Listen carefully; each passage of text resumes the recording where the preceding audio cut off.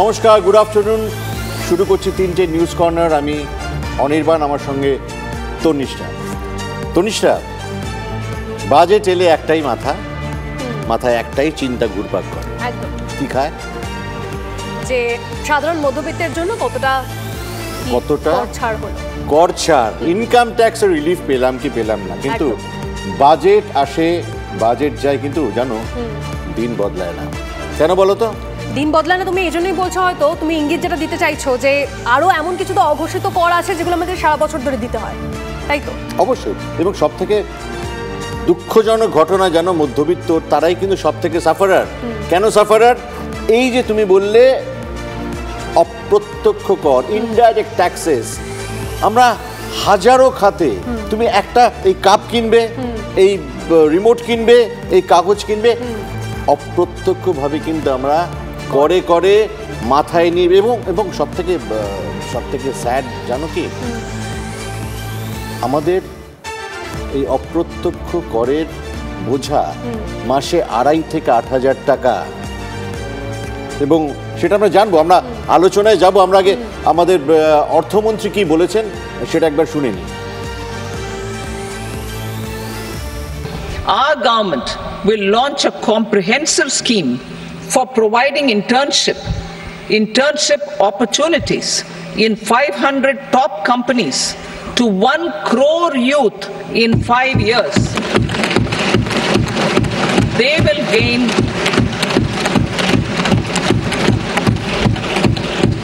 will gain exposure for 12 months to real-life business environment, varied professions and employment opportunities.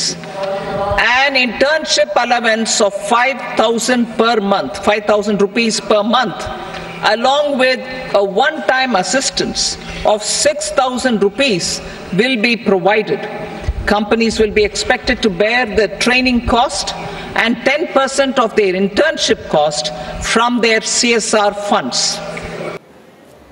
দেখো, আমরা তনিষ্ঠা, আমরা যা রোজগার করি জানো তো, ঘুরপথে বহুগুণ আমাদের আয় খরচা হয়ে যায় অপ্রত্যক্ষ কর, যেটা বলছিলাম সেটা জিতে গিয়ে। এবং গড় হিসেব বলছে মাসে 2.5 থেকে 8 হাজার টাকা, যেটা বলছিলাম, অর্থাৎ আয়কর বাদে বছরে আমাদের কর দিতে হচ্ছে 30,000 থেকে 96,000 টাকা, যার 70% যাচ্ছে জিএসটির বোঝা টানতে, তনিষ্ঠা। এবং এটা তো ঠিক যে জমি, বাড়ি, গাড়ির রেজিস্ট্রেশন, এর মধ্যে কিন্তু ধরা নেই। সেটা ধরলে বোঝাটা কতটা বাড়বে। দেখো অনির্বাণ, আমরা যাই কিনি, এমনকি যদি ওষুধও হয় সেটা, তাতেও আমাদের পকেট কেটে হাজার হাজার টাকার কর আদায় করা হয়। কেন্দ্র রাজ্য সেই টাকার ভাগ পায়। বলতে পারেন আয়কর বাদ দিয়েও এখনো আপনাকে ঠিক কত রকমের কর দিতে হয়। একটা গ্রাফিক্সের মাধ্যমে আপনাদেরকে দেখায় যে ঠিক কতগুলো কর আমাদেরকে দিতে হয়। একের পর এক দেখাবো আপনাদের যে ঠিক কতগুলো কর আমাদেরকে দিতে হচ্ছে। শুধুমাত্র যেটা দেখতে পাচ্ছেন আপনারা, প্রত্যক্ষ কর, যেটা অনির্বাণ শুরু থেকেই বলছিল, আয়কর, কর্পোরেট ট্যাক্স, টোল ট্যাক্স ইত্যাদি, capital gain tax, gift tax, এই সমস্তটাই হচ্ছে প্রত্যক্ষ কর। এছাড়াও বিভিন্ন, যদি আমরা সমস্তটা ধরি, এরপরে দেখা যাচ্ছে বিভিন্ন সময় বিভিন্ন উপলক্ষে আমাকে 17 রকমের কর দিতে হয়। তার মধ্যে বেশ কিছুটা আমরা উল্লেখ করছি: GST, sales tax, service tax, সম্পত্তি কর, উৎপাদন শুল্ক, আবগারি শুল্ক, এই সমস্তটাই পরোক্ষ কর আমাদেরকে দিতে হয়।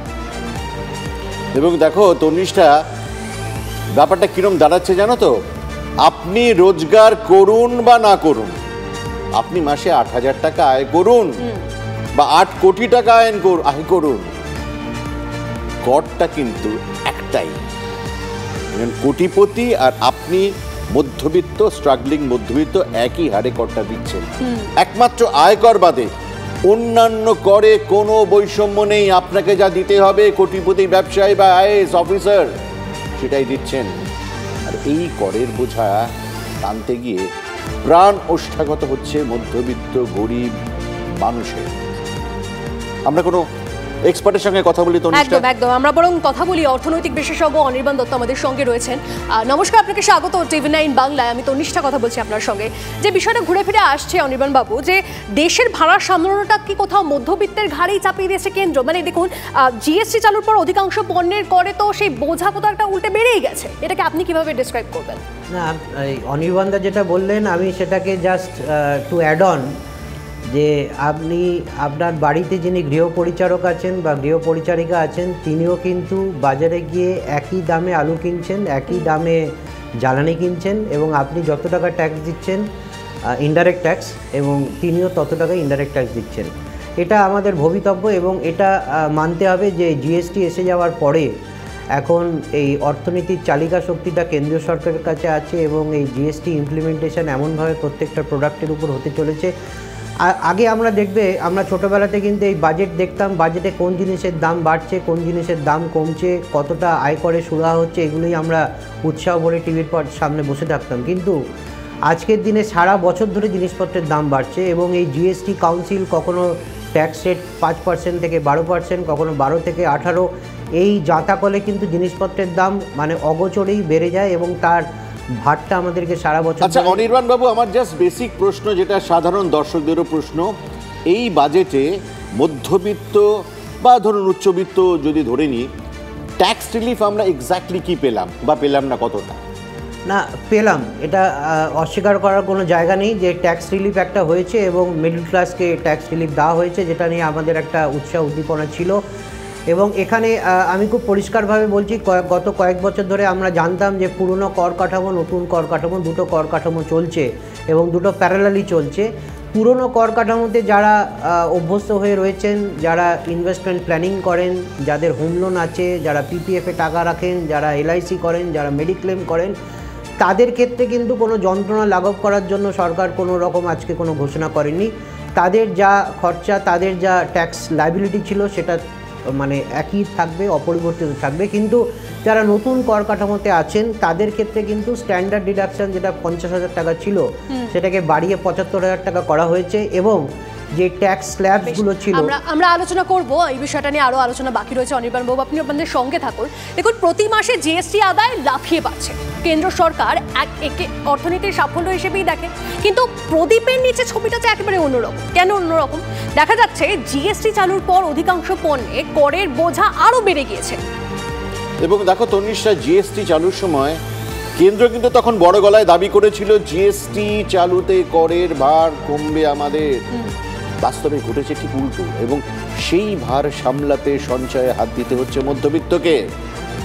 গরিব মানুষের হাল আরো খারাপ এবং বিভিন্ন তথ্য ঘেটে একটাই জিনিস কিন্তু স্পষ্ট হচ্ছে, দেশের ভাড়ার সামলানোটা মধ্যবিত্তর ঘাড়েই চাপিয়ে দিয়েছে কেন্দ্র। ভেবে গর্ব হতে পারে আপনাদের, আমার তো ভীষণ হয় যে আমি আপনি শুধু নিজেদের সংসারটাই চালাচ্ছি না, আমরা দেশের রাজকোষটাও সামলাচ্ছি। খালি সেই স্বীকৃতিটা, সেই অনারটা কেউ মাথায় মুকুট পরিয়ে দিচ্ছে না কোনো অনুষ্ঠানে এসে। এবং অর্থমন্ত্রী কিন্তু একটা জিনিস খুব ক্লিয়ারলি, যেটা আমরা কালকে ইকোনমিক সার্ভেতেও দেখেছি, যে অর্থমন্ত্রী বুঝিয়ে দিয়েছেন যে কর আদায় সরকারের হাতে এখন খরচা করার মতন টাকার কিন্তু অভাব নেই। দুশ্চিন্তা আছে বিশেষ করে চাকরির ক্ষেত্রে। আসলে অর্থমন্ত্রীর সামনে 1 নম্বর চ্যালেঞ্জের নামই কিন্তু চাকরি। জবলেসনেস বলে যদি কোনো ডিজিজ আবিষ্কৃত হয় তাহলে সেই ডিজিজে হয়তো ভুগছি আমরা। লোকে যদি কাজ না পায়, হাইকোর্টটা দেবে কোথায়? আয় যদি না থাকে, কাজই যদি না থাকে, মানুষ বাঁচবে কি করে? অর্থমন্ত্রীর চাকরি তৈরি এবং দক্ষতা বাড়ানোর লক্ষ্যই, সেই লক্ষ্যেই এবার ইন্টার্নশিপের নতুন ঘোষণা শোনা গেল কেন্দ্রীয় বাজেটে। আমরা কি কোনো বাইট শোনাতে পারবো তো নিশ্চয়? একদম, নির্মলা সীতারামন এই প্রসঙ্গে যা বলেছেন আপনাদের শোনাবো। Our government will launch a comprehensive scheme for providing internship opportunities in 500 top companies to 1 crore youth in 5 years.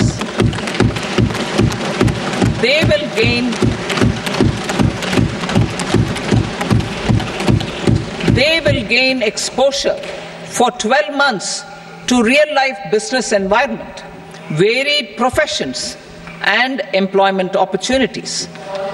An internship allowance of 5,000 rupees per month, along with a one-time assistance of 6,000 rupees will be provided.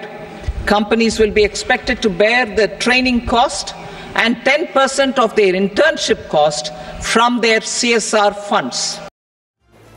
আসলে তনিষ্ঠা, দুর্ভাগ্যজনক হলেও এটা সত্যি যে দেশের অর্থনীতিতে jobless growth যেটার কথা বলছিলাম সেই ছবিটা কিন্তু দিনকে দিন আমাদের সামনে স্পষ্ট হচ্ছে। দেখো, আমি অর্থনীতির তত্ত্বে ঢুকতে চাইছি না আজকে, বরং দুটো ঘটনার কথা বলি যেটা অনির্বাণ বাবুর হয়তো কাজে লাগবে। দুটো এ মাসে গুজরাটের ভারুচে সাইট অ্যাসিস্ট্যান্ট পদে নিয়োগের ওয়াক ইন ইন্টারভিউ, আর মুম্বাইতে এয়ার ইন্ডিয়ার সাপোর্ট স্টাফ নিয়োগের ইন্টারভিউ। দুটো ক্ষেত্রেই আপনার জাস্ট ভিড়টা দেখুন, দুটো ক্ষেত্রেই পদের তুলনায় অনেক বেশি প্রার্থী হাজির হয়েছিলেন। ভিড়টা দেখলে বুঝতে পারবেন মনে হচ্ছে কোনো স্টেডিয়ামে ইস্ট বেঙ্গল মোহনবাগান ম্যাচ হচ্ছে। দুটো জায়গাতেই পদপিষ্ট হওয়ার মতন পরিস্থিতি হয়েছিল এবং শেষমেশ দুটো ইন্টারভিউই ভেস্তে যায়। একদম। অর্থাৎ অনির্বাণ, সব মিলিয়ে যে ছবি দেখা যাচ্ছে এবং যা তথ্য দিলে তাতে একটা বিষয় বারবার করে স্পষ্ট হচ্ছে যে মানুষের কাজের প্রয়োজন, আর এটাই সবথেকে বড় চ্যালেঞ্জ। আমরা একটু এক্সপার্ট আমাদের অনির্বাণ বাবুর সঙ্গে কথা বলেন। একদম, অনির্বাণ বাবু আমাদের সঙ্গে রয়েছেন, সরাসরি কথা বলবো অনির্বাণ বাবুর সঙ্গে। একটা যেটা ক্লিয়ার, যেটা হচ্ছে যে মেইন চ্যালেঞ্জ কিন্তু এবারে ছিল অফকোর্স কর কাঠামো, টাকা ইনফিউজ করা, নানা রকম তো চ্যালেঞ্জেস থাকে, কিন্তু এবারে হয়তো যেটা সব থেকে বেশি ক্রিটিসিজম মোদী সরকারকে ফেস করতে হয়েছে গত 5 বছরে হচ্ছে যে চাকরি কোথায়, তোমরা চাকরি দিতে পারছো না, সরকার চাকরি দিতে ব্যর্থ। এই বাজেটে এই যে জবলেসনেসের একটা ডিজিজ, সেটা কি অ্যাড্রেস করা গেল ঠিক মতো? না, দেখুন, এই কয়েকদিন আগে যে লোকসভা নির্বাচন হলো সেখানে কিন্তু দুটোই চ্যালেঞ্জ ছিল, ওই মহঙ্গাই অ্যান্ড বেরোজগারি, মূল্যবৃদ্ধি এবং বেকারত্ব। এবং এটা ঠিক কথা যে আজকের দিনে দাঁড়িয়ে সরকারের কাছে মূল চ্যালেঞ্জ হচ্ছে এই যুবক যুবতী যারা আছেন তাদের চাকরির ব্যবস্থা করা। আপনি এই যে বলছিলেন আজকে কিছু বাজেটে ঘোষণা হলো যে অ্যাপ্রেন্টিস নিয়োগ করা যাবে, তাদেরকে কিছু আপনি ভাতা দেবেন, কিন্তু একটা কথা বলি অনির্বাণদা, যারা ব্যবসায়ী করেন, প্রাইভেট ইনভেস্টার্স যারা আছেন, পুঁজিপতি যারা আছেন, তারা কিন্তু চান তাদের পুঁজির সুরক্ষা এবং ব্যবসার মুনাফা, এবং তার জন্য যেটা লাগে সেটা হচ্ছে বাজারের চাহিদা। আমি যদি আমার জিনিসটা বিক্রি করে প্রফিট না করতে পারি, আপনি বললেও কিন্তু আমি আমার অফিসে বা আমার কোম্পানিতে কোনো নিয়োগ করব না। তাদের আপনি যতই ভাতা দিন সরকার থেকে, তাদেরকে স্যালারি দেওয়া হোক, আমি তো সেখানে অফিসই খুলব না। সুতরাং ভারতবর্ষে যেটা মূল সমস্যা সেটা হচ্ছে ডিমান্ডটাকে ক্রিয়েট করা, এবং এই ডিমান্ডটা যতক্ষণ না আপনি ক্রিয়েট করবেন ততদিন কিন্তু এই ব্যবসায়িক যারা পুঁজিপতি আছেন তারা কিন্তু উৎসাহী হবেন না, এবং ভারতবর্ষের যেটা প্রাইভেট ইনভেস্টমেন্ট সেটা ক্রমাগত আমরা যে বিষয়টা নিয়ে আপনার থেকে জানতে চাইলাম বেশ অনেকটাই ক্লিয়ার হলো, অনেকটা বুঝলাম আমরা যে কতটা চ্যালেঞ্জ তৈরি হয়েছিল এবং সেটাকে আপনি বেশ ভালোভাবে ডিসক্রাইব করলেন। আপাতত ধন্যবাদ আপনাকে। আর দেশের প্রথম সারির যে নিয়োগ সংস্থার দাবি সেটা আপনাদেরকে জানিয়ে রাখি, সেটা এই মুহূর্তে তাদের এজেন্সিতেই 1 কোটি প্রার্থী নাম লিখে ইন্টারভিউয়ের ডাক পাওয়ার অপেক্ষায় রয়েছেন। ভেবে দেখুন একবার। এখানে আরো একটা অদ্ভুত রহস্য রয়েছে এবং অদ্ভুত একটা তথ্য রয়েছে। সাধারণ গ্র্যাজুয়েটরা, অদ্ভুত, এটা আপনারা মন দিয়ে শুনুন, সাধারণ গ্র্যাজুয়েটরা তবুও চাকরি পাচ্ছেন, ইঞ্জিনিয়ারদের কপালে তাও জুটছে না। এই মুহূর্তে 25 লক্ষের বেশি ইঞ্জিনিয়ার কোট আনকোট বেকার হয়ে বাড়িতে বসে রয়েছেন। আসলে কি বলতো অনির্বাণ, চাকরি নিয়ে কথা উঠলেই কেন্দ্র হাতিয়ার করে ইপিএফওর রেকর্ড, আর সেই অনুযায়ী গত মে মাসে ইপিএফওতে রেকর্ড 19.5 লাখ নতুন সদস্যের নাম নথিভুক্ত হয়েছে। এবছরের প্রথম 5 মাসে ইপিএফ এর নাম লিখেছেন প্রায় 58 লাখ নতুন সদস্য। অর্থাৎ কেন্দ্রের দাবি মানুষ যে চাকরি পাচ্ছেন এটা তার প্রমাণ। কিন্তু এই যে যাদের কথা বললে ইপিএফওর আওতায় নতুন করে আসছেন, তারা সবাই কি নতুন চাকরি প্রার্থী? সেটা তো জানতে হবে। এর কত শতাংশ একেবারে নতুন, আর কত শতাংশ সদস্য চাকরি ছাড়ার পর আবার নতুন করে অন্য সংস্থায় যোগ দিয়েছেন, নাম লিখিয়েছেন, সেটা কিন্তু প্রকাশ্যে আসছে না। এবং বিভিন্ন সূত্রের দাবি তন্নিষ্ঠা, একেবারে নতুন চাকরি প্রার্থীদের চাকরিতে যোগদানের হার কিন্তু বেশ কম। ফলে চাকরি তৈরির এখন এই যে চ্যালেঞ্জটা, সেটাই কিন্তু সরকারের সামনে সব থেকে বড় চ্যালেঞ্জ। এদিকে আমাদের মুখ্যমন্ত্রী মমতা বন্দ্যোপাধ্যায় কি বলেছেন সেটা শুনবো। বাজেটে বাংলাকে বঞ্চনার অভিযোগে সরব মুখ্যমন্ত্রী, বললেন এই বাজেট পক্ষপাতদুষ্ট জনগণের বাজেট নয়। একটা পার্টি নিজেদের খুশি করতে এই বাজেট করেছে বন্যা নিয়ন্ত্রণে। বাংলাকে বঞ্চনা কেন, প্রশ্ন মুখ্যমন্ত্রী। ভোটের বাক্সে দেখা হবে বাংলা একাই 100। কেন্দ্রীয় বাজেট নিয়ে এই কথাই বললেন মমতা বন্দ্যোপাধ্যায়। গরিবের বাজেট নয়, জনগণের বাজেট নয়, জনসাধারণের বাজেট নয়, একমাত্র একটা পার্টি নিজেকে খুশি করার জন্য শুধু তাদের স্বার্থে বাজেট করেছে। It's a political bias budget.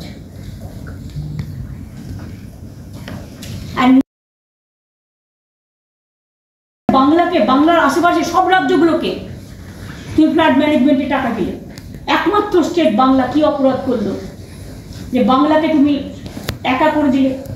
Bangla একা করলেও মনে রাখবেন, এই সরকার বাংলার অধিকার বঞ্চিত করার চেষ্টা করলেও ভোটের মঞ্চে কিন্তু দেখা হবে বাংলা একা নয়, বাংলা একাই 100। তনিষ্ঠা, আমাদের সারাদিনের কাভারেজ তো বাজেটময়, তো বাজেট ছাড়াও তো পৃথিবীতে, বিশ্বে, পশ্চিমবঙ্গে নানা রকম খবর ঘটছে। তুমি আর কি শোনাবে আমাদের ইন্টারেস্টিং খবর? পাঁচটি গুরুত্বপূর্ণ খবর রয়েছে, একের পর এক ব্রেকিং নিউজ রয়েছে, আপনাদেরকে জানিয়ে রাখি। একদম প্রথমে যে খবরে নজর রাখতেই হচ্ছে কেন্দ্রীয় অর্থমন্ত্রী নির্মলা সীতারামনের পেশ করা বাজেটের প্রশংসায় প্রধানমন্ত্রী।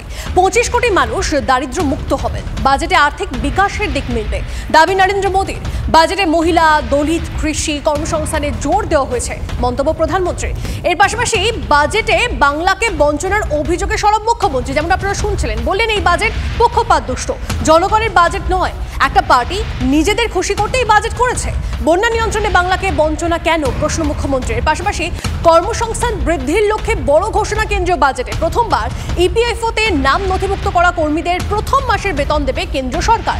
সর্বোচ্চ 15,000 টাকা দেওয়া হবে 3 কিস্তিতে, সরাসরি ব্যাংক অ্যাকাউন্টে টাকা পাঠানোর ঘোষণা কেন্দ্রের। আরো জানিয়ে রাখি আপনাদের, ফের মোদী মমতা বৈঠকের সম্ভাবনা।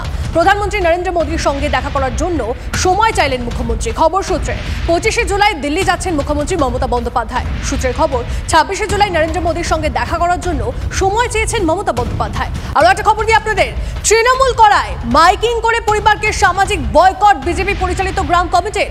যোগাযোগ রাখলে দিতে হবে 5,000 টাকা থেকে 50,000 পর্যন্ত জরিমানার ফরমান। পূর্ব মেদিনীপুরের ভূপতিনগরে ওই ঘটনায় স্থানীয় বিজেপি নেতা সহ গ্রেপ্তার করা হয়েছে 4 জনকে।